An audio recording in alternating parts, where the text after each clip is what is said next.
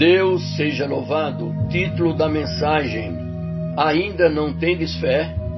No livro de Marcos, capítulo 4, verso 35 a 41, ele narra um episódio que aconteceu naquele dia à tarde, quando Jesus e os discípulos atravessavam o lago da Galileia, quando se levantou um grande temporal de vento e as ondas subiam por cima do barco de maneira que já enchia de água.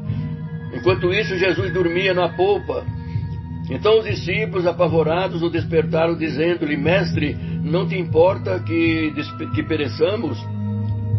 E ele, despertando, repreendeu o vento e a tempestade.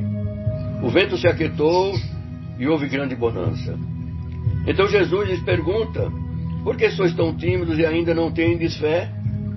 E sentiram um grande temor. E diziam uns aos outros: Quem é este homem que até os ventos e o mar lhe obedecem? Prezados e queridos irmãos, quero começar esta mensagem fazendo 4 afirmações categóricas. A primeira é que as tempestades da vida existem. Ninguém escapa. Nem homem, nem mulher. Nem jovem, nem velho, nem rico, nem pobre. Nem doutor, nem analfabeto, nem crente e nem descrente. Na nossa caminhada do berço até a sepultura, todos nós enfrentamos tempestades. Nós não estamos livres delas. Nós não estamos numa colônia de férias. Nesse caminho tem dor, tem lágrimas, tem choro, tem aperto, tem luta. E se você está enfrentando uma tempestade, você não é uma exceção. Todos nós enfrentamos. As tempestades são inevitáveis. Elas são também imprevisíveis. Elas chegam de surpresa, sem mandar aviso, e às vezes chegam quando não esperamos e nem planejamos. E mexe com as estruturas da nossa casa. E eu queria ilustrar esse ponto com a geografia que ocorreu este fato. Bendito é o nome do Senhor. Eu acredito que muitos sabem que o mar da Galileia, o mar de Tiberíades, ou o mar de Genezaré, não é propriamente um mar, é, na realidade, um lago mesmo, de água doce, e é o maior reservatório de água doce do Oriente Médio. Este lago tem 21 quilômetros de comprimento por 14 quilômetros de largura. Este lago está a 220 metros abaixo do nível do mar Mediterrâneo. Esse lago está encurralado por montanhas do lado direito oriental, as montanhas de Golã, do lado ocidental, as montanhas da Galileia. E no extremo norte de Israel, há o monte mais alto do país, o Monte Hermon. Bendito o nome do Senhor. E por cima fica sempre coberto de gelo. Bendito é o nome do Senhor. E ali acontece um fenômeno, ocasionalmente, de vez em quando, os ventos gelados descem dessa montanha, emparedado pelos montes, bate na superfície deste lago e às vezes a pino começa uma tempestade de vento. Muito provavelmente foi o que aconteceu aqui. E é assim também na nossa vida. Você sai de casa como qualquer outro dia e acontece um imprevisto. Uma situação amarga lhe acontece. E você percebe que a sua vida é transtornada com essa tempestade. Elas não são apenas inevitáveis, são também imprevisíveis. Mas há uma verdade que eu quero compartilhar com você, meu irmão. É que as tempestades da vida são também muitas das vezes inadministráveis. Imaginamos que os discípulos de Jesus eram pescadores, nasceram ao redor desse lago, cresceram ao redor desse lago, trabalhavam nesse lago, conheciam muito bem o lago. E por certo, já haviam enfrentado outras tempestades nesse lago. E por certo, superaram as dificuldades. Desta feita, eles pensaram isso é com a gente. Deixe o mestre descansar. Nós temos experiência, nós temos conhecimento, nós vamos resolver essa parada. E eles se empenharam, aplicando todos os esforços, mas o barco estava rodopiando, agitado pela fúria do vento, enchendo-se de água, e eles sentiram a sombra da morte. E eles não conseguem administrar aquele problema. E é assim na nossa vida, muitas das vezes, amados irmãos, aquilo que você conseguia resolver com tanta facilidade, você não consegue mais. O seu barco não obedece o seu comando, está rodopiando no mar da vida, açoitado por uma tempestade. Mas há uma outra verdade que eu gostaria de passar para os queridos irmãos. E essa verdade é consoladora. As tempestades, além de serem inevitáveis e imprevisíveis, elas são também pedagógicas, pois nós cremos nessa verdade gloriosa. O nosso Deus é soberano, Deus nunca foi e jamais será surpreendido. E se você anda, e se você ama a Deus, em espírito e em verdade, até as tempestades e os ventos, bendito é o nome do Senhor, podem contribuir para o seu próprio bem. Pois todas as coisas contribuem juntamente para o bem daqueles que amam a Deus. Elas não vêm para jogar você longe de Deus, mas para levar você aos pés de Deus Todo-Poderoso. Elas não vêm para endurecer o seu coração, mas para amolecer a dureza do seu coração e fazer você mais dependente de Deus. Está escrito no verso 35 que, já sendo tarde, eu não sei que hora era, provavelmente a boca da noite, e nesta passagem, o que Jesus está mostrando claro para todos nós é o seguinte: eu tenho passado para vocês lições teóricas, agora vou dar para vocês aulas práticas. Ou seja, você ouve a palavra de Deus, você aprende a palavra de Deus, você memoriza a palavra de Deus. Bendito é o nome do Senhor. Mas a lição real, você aprende no mar tempestuoso da vida. E é quando você passa por uma luta, por uma prova, é quando você cruza os vales, é quando você caminha pelo deserto, e é quando o mar tempestuoso ameaça você. E é nessa hora que você descobre que tudo que você ouviu, tudo que você aprendeu é verdade. E Deus é o Deus da providência, o Deus do socorro, o Deus da misericórdia, e que traz o seu livramento no meio da tempestade. Diz a Bíblia que Jesus ensinou o dia inteiro a multidão. Estava exausto, cansado. Pega um travesseiro e vai para a polpa e deita e dorme. E é nessa hora que chega a tempestade. Os discípulos tentam, mas não conseguem dominar o barco. E chegam à conclusão: tem um naufrágio. Eles recorrem a Jesus num tom de censura e perguntam: Mestre, não te importa que pereçamos? E Jesus desperta, repreende o vento e o mar e faz grande bonança. Jesus agora pergunta para eles: por que vocês são tão tímidos? Vocês não têm fé? E eles, admirados, olham uns para os outros e perguntam: que homem é esse que até os ventos e o mar lhe obedecem?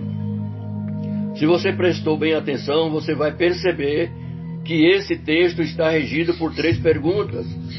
A primeira pergunta está no verso 38, e essa é a pergunta que os discípulos fazem para Jesus.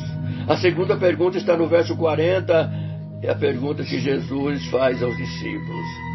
E a terceira pergunta está no verso 41, e a pergunta entre os discípulos. Já que esse texto está regido por 3 perguntas, e é sobre esse assunto o teor dessa mensagem, vamos à pergunta do verso 38, porque essa é a nossa pergunta. É a pergunta da nossa angústia, é a pergunta da nossa prova, é a pergunta da nossa dor, da nossa enfermidade, É a pergunta do nosso aperto. Senhor, não te importas com o meu sofrimento? Bendito o nome do Senhor. Não te importas com o meu gemido? Não te importas com o meu grito de socorro? Meu querido, minha querida, no barco em que Jesus está, não tem naufrágio.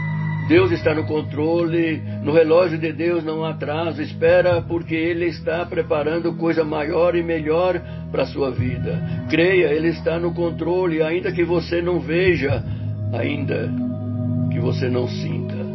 Lembra-te do patriarca Jó. Sendo ele um pai exemplar, enterrou seus 10 filhos num único dia. Jó era um homem saudável. Ele vira uma carcaça humana, uma chaga viva, uma ferida aberta. Jó, nessa angústia toda, escuta da sua própria mulher: você ainda conserva a sua integridade, Jó? Vale a pena não.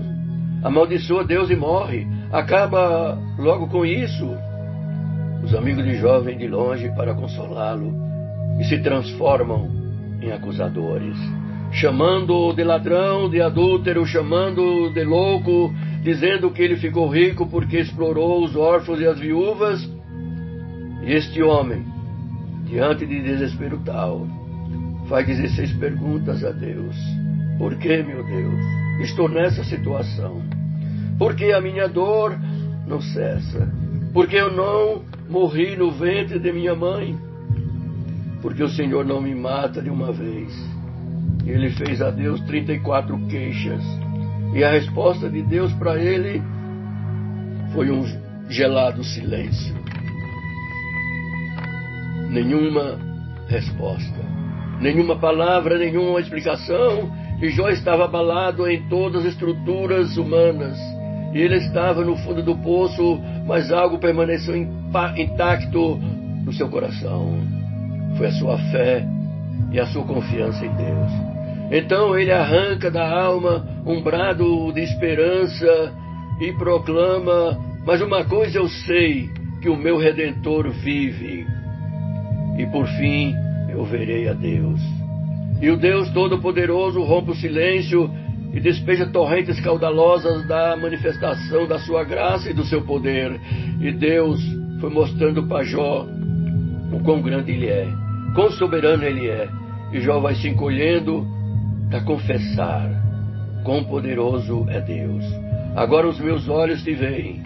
Agora sei que tudo podes e nenhum dos teus planos pode ser frustrados. Deus restaura a vida de Jó. Ele passa a ter saúde, dá mais 140 anos de vida. Deus devolve o dobro da riqueza de Jó. Deus restaura o casamento de Jó. Deus dá mais 10 filhos para Jó. Agora tem 10 no céu e 10 na terra. Ele está querendo mostrar para nós uma coisa: Deus às vezes fica em silêncio, não é porque Ele está longe, não é porque Ele é indiferente, mas é porque Ele está preparando algo glorioso para nossas vidas. Tenha paz no seu coração. Então Jesus repreende o vento e a tempestade e faz a seguinte pergunta: porque ainda não tendes fé? Eu vou explicar algumas razões pelas quais eles, os discípulos, deviam ter fé. Bendito é o nome do Senhor. Eles deviam ter fé e não medo. Eu quero apresentar 4 razões pelas quais os discípulos não deviam ter medo.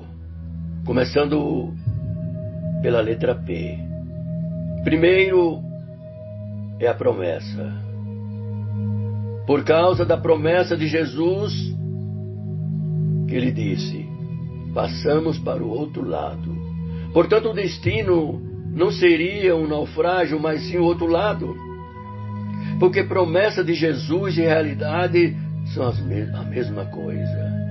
Ele não é homem para que minta. O que ele promete, ele cumpre, porque ele vela pela sua palavra para cumprir.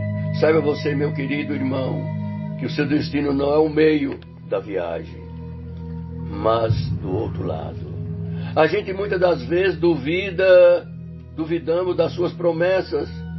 O nosso problema não é a tempestade, e sim a incredulidade. A segunda razão pela qual os discípulos não deviam ter medo por causa da paz de Jesus. Bendito o nome do Senhor, o Criador do céu e da terra. Preste bem atenção, paz não é ausência de prova ou de tempestade, e sim a incredulidade que atrapalha. Paz é crer sem duvidar que Jesus tem poder sobre a natureza, sobre as enfermidades, pois ele venceu a morte e o inferno. A terceira razão pela qual os discípulos, pela qual não deviam ter medo, é a presença de Jesus. E a quarta razão pela qual os discípulos não deviam ter medo, por causa do seu poder. Tudo foi criado pelo poder da sua palavra. Então, depois que Jesus repreende os ventos e a tempestade, os discípulos assombrados fazem a seguinte pergunta: quem é este homem que até os ventos e o mar lhe obedecem? E nós, pelo Espírito Santo, temos a resposta para aqueles que não o conhecem. Quem é este homem? Este é o Cordeiro de Deus que tira o pecado do mundo. Quem é esse? Esse é aquele que sustenta todas as coisas pela palavra do seu poder. Quem é esse? É o Conselheiro, o Príncipe da Paz. Quem é este? Este é o Sol da Justiça, a brilhante estrela da manhã, o lírio dos vales. Quem é esse? Esse é aquele que se fez carne e habitou entre nós, cheio de graça e de verdade. Quem é este? Esse é o pão da vida, o grande eu sou. Quem é esse? Esse é o caminho, a verdade e a vida. Quem é esse? Esse é a videira verdadeira, o Pai da eternidade, o teu, o meu, o nosso Salvador Jesus Cristo. Esse é aquele que está na glória do Pai, ao lado do Senhor, Deus Todo-Poderoso. Quem é esse? Esse é o sacerdote eterno, que intercede pelas nossas almas, hoje e eternamente. Deus, por Jesus Cristo, seja eternamente glorificado. Amém.